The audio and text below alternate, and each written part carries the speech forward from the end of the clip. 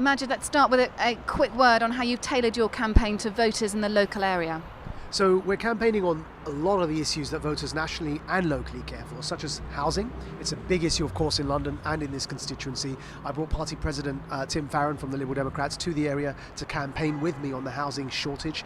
The Labour Council hasn't been building enough houses here. We're also campaigning on mental health and in particular youth voter engagement. I've got some really interesting ideas on how to get young people re-engaged with the democratic system. Three-way split in 2010. We hear that quite a significant amount of the Liberal Democrat voters are no longer, that you may have lost up to 50% of your voters. How do you respond to that? Well, I think last May, these are predictions based on last May's local election results. I think it was cathartic for the voters. I think that since then, the psychology of the nation has changed about the way it views the Liberal Democrats in coalition, and that's partially because people are expecting another coalition. And so I think now, as a nation, we've got used to the idea of parties being in coalitions. And so I think actually no, I would still think this is what it was and it is the tightest three-way marginal seat in England, and there's everything to play for. You've got an interesting background for sure. Give us a quick rundown on that and how it has made you the person you are today. Yes, I mean, this is why I'm so interested in youth voter re-engagement. I was a disenfranchised, angry young teenager. The Bosnia genocide playing out across the continent in the 90s, with my own experiences of domestic racism, led me to become a young radical that was railing against democracy. And that eventually led me to becoming an Amnesty International adopted prisoner of conscience for inciting against the Egyptian dictator a good few years before the Arab uprisings.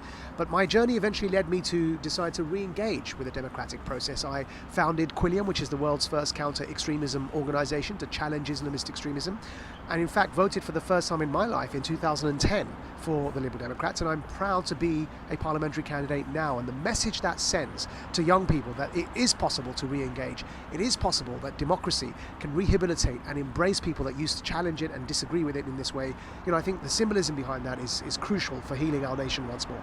Do you represent a new wave of the Liberal Democrats? You're trying to refresh yourself as a party and step away from the coalition that we had as a result of the last election. Is this a new wave? Is this a new era for the Lib Dems? Well, I'm certainly a new candidate. As I said, the first time I even voted was in 2010, and I'm certainly a new parliamentary candidate, but also happen to come from an ethnic minority background, which is something that Liberal Democrats need to improve on as well. So yes, in that sense, of course, what we're campaigning on are themes that what we want to do is revive liberalism, make it relevant today. Of course, I have a track record on counter-extremism issues, on free speech issues as well, and on foreign policy. I'd be the first member of parliament to speak fluent Arabic, Urdu and English, and I think considering we're all over the Middle East, you'd have thought that somebody else would be in the House of Commons speaking Arabic. So these are the skill sets I want to bring to politics, and I think my voice, particularly on my campaigning issues, really does resonate across the party political spectrum. I've advised every Prime Minister from Tony Blair onwards on national security issues, through Gordon Brown to David Cameron as well, and we're getting a lot of crossover support and endorsements for my campaign from card-carrying members of both the Labour Party and the Tory Party who recognise my work on challenging extremism. And your ties with the local area, do you live in the local area? Yes, I live in the borough. I used to live right on Kilburn High Road until I got married, but then, I used to live on Kilburn High Road until I got married last October. Then I had to relocate to a larger flat. I'm now in a one-bedroom flat within the borough as well. Excellent. And in a nutshell, what's going to set you apart from the other candidates?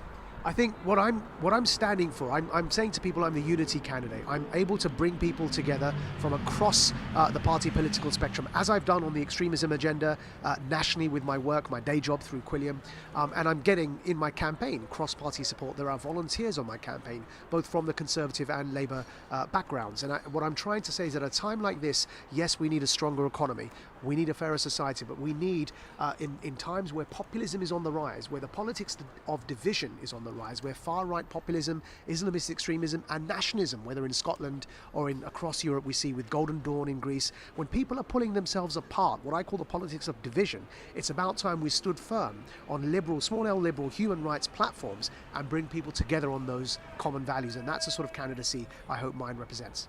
Good luck. Thank you very much. Delighted. Thank you. Excellent. You okay?